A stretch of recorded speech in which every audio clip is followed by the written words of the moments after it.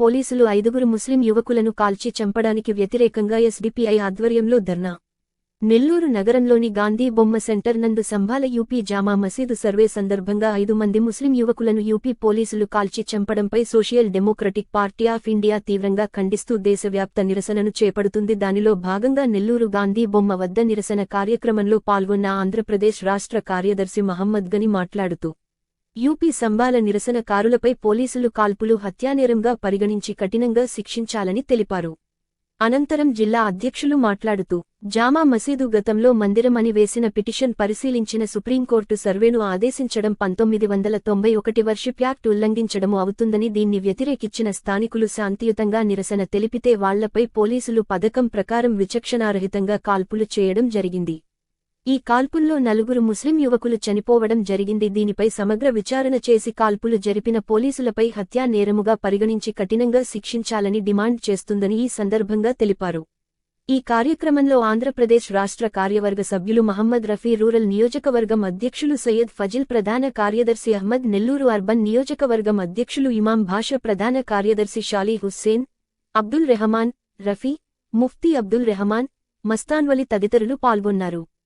బాబ్రీ మసీదును పక్కన పెట్టి మిగతా 1991 వర్షిప్ యాక్ట్ ను ఇంప్లిమెంట్ చేయడం జరిగింది. దాని యొక్క ఉద్దేశం ఏంటంటే అనుమతించిన తర్వాత అక్కడ స్థానిక ప్రజలు శాంతియుతంగా అక్కడ నిరసన తెలియజేస్తుంటే అక్కడ స్థానిక ప్రజల యొక్క మాటలను బట్టి శాంతియుతంగా నిరసన తెలియజేస్తుంటే అక్కడి పోలీసులు ఏదైతే పక్షపాతంగా మొట్టమొదట కాల్పులను మొదలుపెట్టడం జరిగింది. ఆ కాల్పులలో పోలీసులు చేసినటువంటి హత్యలో, యూపీ పోలీసులు చేసిన హత్యలో దాదాపుగా ఇప్పుడు 4 చనిపోవడం జరిగింది. అక్కడ మనం వీడియోలు చూస్తుంటాం. వాళ్ళ నిరసనకారులు పోలీసుల మీద దాడులు చేశారని చెప్తున్నారు. ఇది పచ్చి అబద్ధం. అక్కడ పోలీసుల పరిస్థితి మీకు తెలుసు. యూపీలో ఏ విధంగా గోండా రాజ్ నెలకొల్తుందో, సంపరివార్ శక్తులకు వీళ్ళు బానిస ప్రజల వల్లే. అటువంటి ప్రజల్ని వివక్ష చూపుతూ, చిన్న చూపుతో మతకావాలు పెట్టేందుకు ఎల్లప్పుడూ పనిచేసే పార్టీ ఏదైనా ఉంది అంటే అది బీజేపీ పార్టీ. ఈరోజు దేశ అభివృద్ధి ఏ కోణంలో చూసినా కానీ కనబడదు. కానీ ఏ జిల్లాకు సంబంధించిన మండలాల్లో కానివ్వండి, గ్రామాల్లో కానివ్వండి, ప్రతి చోట మత కలహాల యొక్క ఆలోచనను వీళ్ళు స్ప్రెడ్ అయితే చేసే దాంట్లో సక్సెస్ ఉన్నారు. కానీ ప్రజలను ముందుకు తీసుకెళ్లి వాళ్ళ యొక్క భవిష్యత్తును తీర్చిదిద్దేందుకు, వాళ్ళ యొక్క భవిష్యత్తును వేరే దేశాల కంటే ముందుగా మన దేశ పౌరులను ముందుకు తీసుకెళ్లేదానికి ఎటువంటి వాళ్ళకు అవగాహన లేదు. వాళ్ళలా చేసేదానికి కూడా ప్రభుత్వం చేయలేదు. దేశ సంపదను దేశంలో ఉన్న గనులను, నిధులను అన్ని దోచుకునే దానికే ఈరోజు బీజేపీ వచ్చింది. అది ఎలా అంటే మీరు మణిపూర్ జరుగుతున్న ఇష్యూ చూస్తే ఆ సమయంలో వేరే చోట ఒక పెద్ద ఏదో ఒక ఇష్యూ తీసుకొచ్చేస్తారు. డైవర్ట్ పాలిటిక్స్ చేసే ఈ బీజేపీకి ఏ పార్టీ అపోజిషన్ లేదు.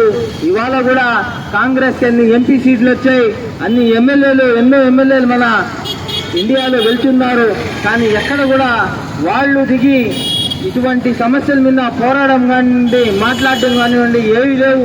ఒకప్పుడు సిపిఐ పార్టీలు కూడా దేశవ్యాప్తంగా వాళ్ళు కూడా గెలిచి చాలా పోరాటాలు చేసిన వ్యక్తులు. కానీ ఇవాళ కనిపించడం లేదు.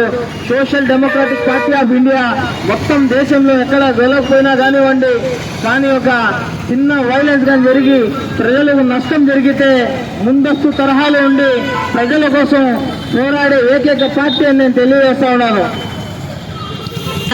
ముఖ్యంగా ఈ ప్రొటెస్ట్ చేయడానికి కారణం యూపీలో ఒక మసీదు పేరున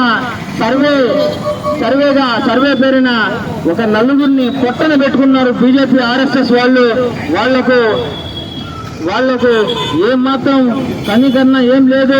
యాక్ట్ పాస్ అయినా కానీ భారత రాజ్యాంగాన్ని విలువించి వాళ్ళ యాక్ట్ ద్వారా కూడా వాళ్ళు సంపూర్ణంగా ఏదైతే రక్షణ కల్పిస్తామన్నారో 1947 తర్వాత ఏదైతే యాక్ట్ ఉందో 1947 ముందు ఏ మసీదులు అయితే ఉన్నాయో, మందిరాలు ఉన్నాయో, దర్గాలు ఉన్నాయో, చర్చిలు ఉన్నాయో వాటిని తాకకూడదు అని చెప్పి ఒక యాక్ట్ తయారు చేశారు. బాబ్రీ మసీద్ కూల్చిన తర్వాత ఆ యాక్ట్ ని కూడా ఈ రోజు గౌరవించకుండా జంగల్ రాజైన యూపీ సీఎం మన స్టేట్లో వేస్ట్ స్టేట్ అయినా ఏమాత్రం డెవలప్ లేని స్టేట్ యూపీ. ఎందువల్లంటే గత 10-15 ఏళ్ల నుంచి అతనే నాయకుడిగా ఉండి వెనకదొక్కి దేశాన్ని మరింత వెనక్కి దోసేదానికి ముందుగా ఇంప్లిమెంట్ చేస్తారు. దానికి నిదర్శనమే ఎప్పుడు చూసినా మసీద్లు, ముస్లింలు, ఎస్టీలు, ఎస్సీలు, బీసీలు, హరిజన్లు, గిరిజనులు అని చెప్పి ఏదో ఒక రోజు ఎజెండా తీసుకొని మత కలహాలు దారి తీసి రోజు ఒక ముందు ప్రాణం పోసుకుంటారు. అటువంటి పార్టీ ఏది అంటే బీజేపీ పార్టీ.